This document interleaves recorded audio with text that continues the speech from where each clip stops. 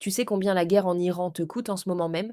Pas en vies humaines, pas en géopolitique, en euros, dans ton portefeuille, sur ton ticket de caisse, à la pompe, sur ta facture de gaz et potentiellement dans ton PEA. Parce que si tu penses que ce conflit au Moyen-Orient c'est un truc lointain qui concerne pas ta vie quotidienne en France, t'as tout faux. Dans les 15 prochaines minutes, je vais te montrer exactement comment cette guerre touche ton argent, pourquoi c'est probablement pas fini, et surtout ce que toi tu peux faire maintenant. Pas paniquer. Protéger. D'abord ce qui se passe. Le 28 février 2026, les États-Unis et Israël ont lancé des frappes massives contre l'Iran.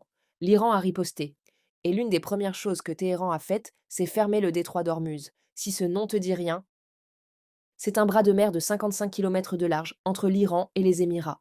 Et 20% du pétrole consommé dans le monde passe par là. Un cinquième. Chaque jour. Quand l'Iran a fermé ce passage, c'est comme si quelqu'un avait coupé une artère dans le système sanguin de l'économie mondiale. Le sang continue de circuler par d'autres voies, mais pas assez vite, pas assez fort. Et tout le corps le ressent. Si cette situation te préoccupe et que tu veux savoir comment protéger ton argent en période de crise, abonne-toi. C'est exactement pour ça que cette chaîne existe.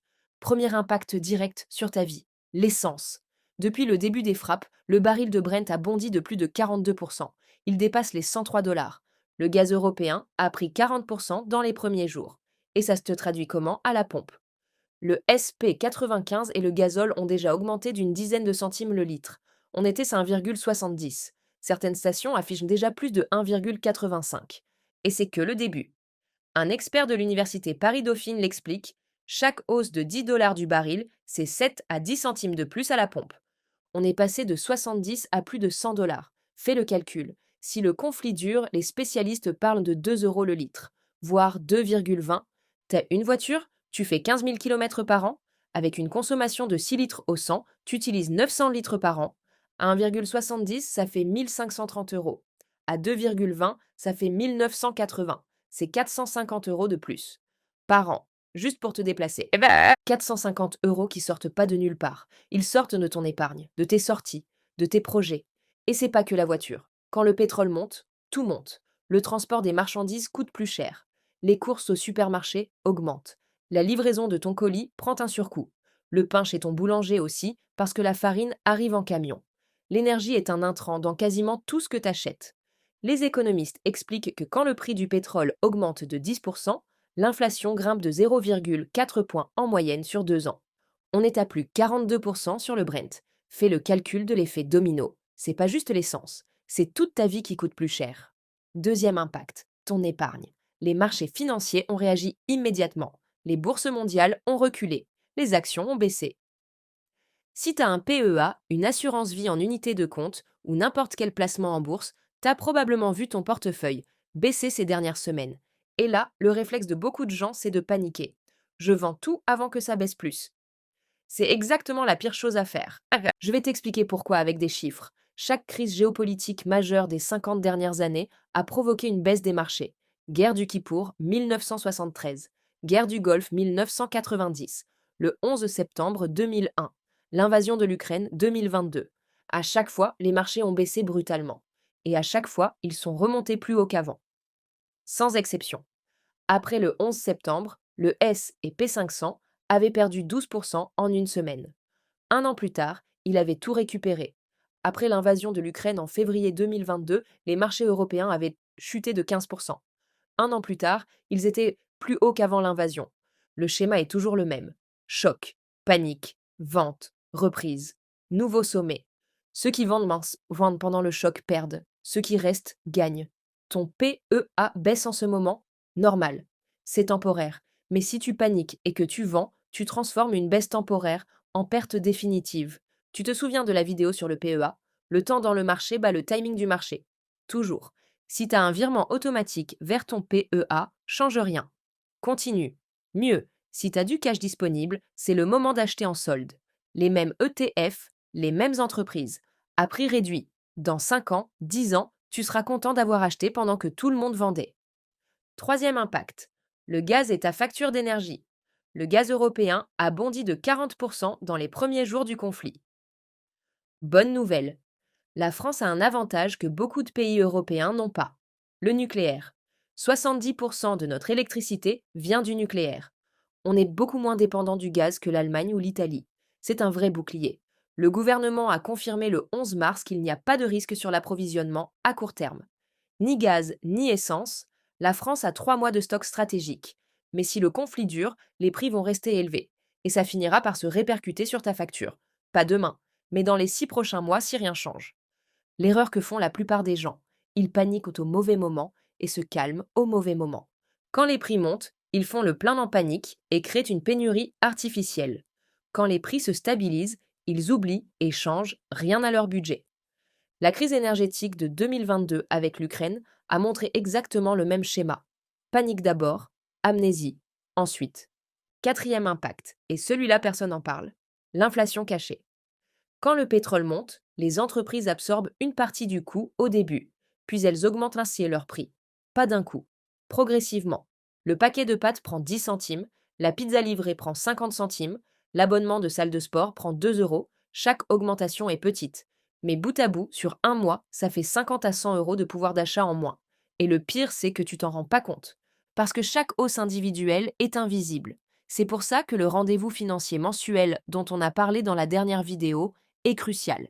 Si tu suis pas tes dépenses mois par mois, tu verras jamais l'inflation te grignoter. Tu comprendras juste pas pourquoi il reste moins à la fin du mois. Maintenant, qu'est-ce que tu fais concrètement? Pas de panique, de la stratégie.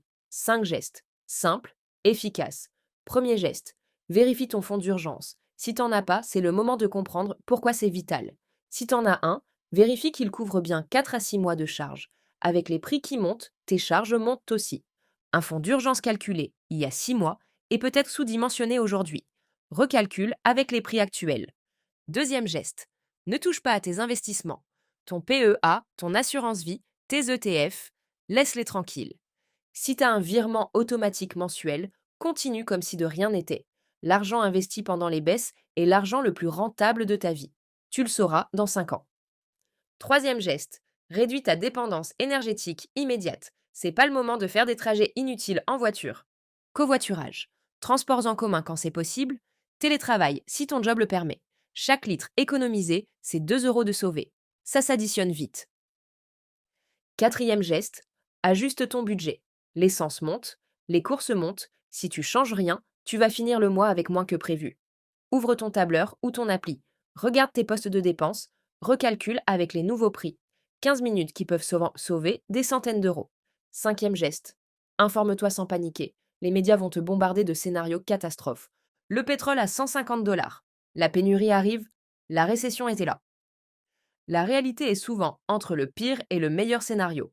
La France a des stocks, un mix énergétique diversifié et le nucléaire comme filet de sécurité. C'est pas la fin du monde, c'est une crise à gérer. D'ailleurs, t'as ressenti la hausse à la pompe ces dernières semaines. Combien tu payes le litre dans ta ville en ce moment? Dis-le en commentaire, je suis curieuse de voir les écarts entre régions. Il y a quelque chose que cette crise révèle sur les finances personnelles.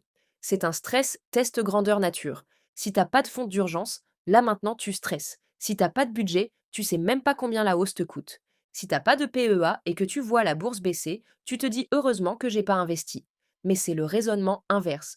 Ceux qui ont investi régulièrement depuis des années peuvent absorber cette baisse temporaire, c'est une secousse, pas un tremblement de terre pour eux. Ceux qui ont jamais investi par peur des crises sont toujours au même point, avec de l'argent qui dort sur un compte courant et qui perd de la valeur chaque jour à cause de l'inflation. L'inflation que cette guerre est justement en train d'accélérer. La crise révèle qui a un système et qui navigue à vue. Chaque vidéo qu'on a faite sur cette chaîne te préparait à ce moment. La routine paix, le PEA, le rendez-vous financier mensuel, l'invisibilité financière. C'est pas juste de la théorie, c'est une armure. Et ceux qui l'ont enfilée avant la tempête sont ceux qui dorment le mieux en ce moment. Un aperçu historique rapide pour te rassurer. En 1973, le choc pétrolier a quadruplé le prix du pétrole en quelques mois. L'économie a souffert 2 ans. Puis elle a repris. En 1990, la guerre du Golfe a fait bondir le baril de 50%. 6 mois plus tard, les prix s'étaient normalisés. En 2022, l'invasion de l'Ukraine a fait exploser le gaz en Europe à 300 euros le mégawattheure. Un an plus tard, on était redescendu sous les 50. Le schéma se répète. Choc, adaptation, normalisation. À chaque fois. La crise actuelle est sérieuse, le détroit d'Ormuz, c'est pas un détail. Mais les précédents montrent que les marchés s'adaptent. Les routes se réorganisent, les alternatives se mettent en place. L'Arabie saoudite et les Émirats ont des oléoducs de contournement. Le G7 coordonne une libération des stocks stratégiques. Les États producteurs augmentent leur production. Ça ne veut pas dire que demain tout sera normal. Ça veut dire que dans 6 à 12 mois, le pire sera probablement derrière. Et ceux qui auront gardé leur calme, maintenu leur système et continué d'investir seront les grands gagnants. Comme à chaque crise.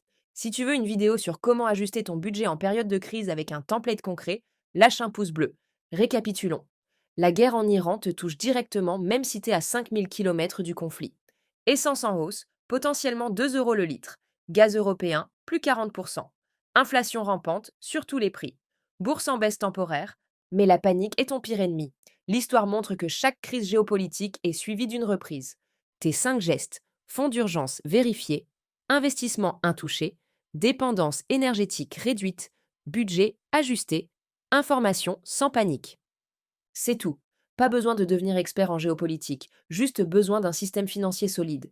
Et c'est exactement ce qu'on construit vidéo après vidéo sur cette chaîne. Pas des réactions émotionnelles, des systèmes. Abonne-toi et active la cloche.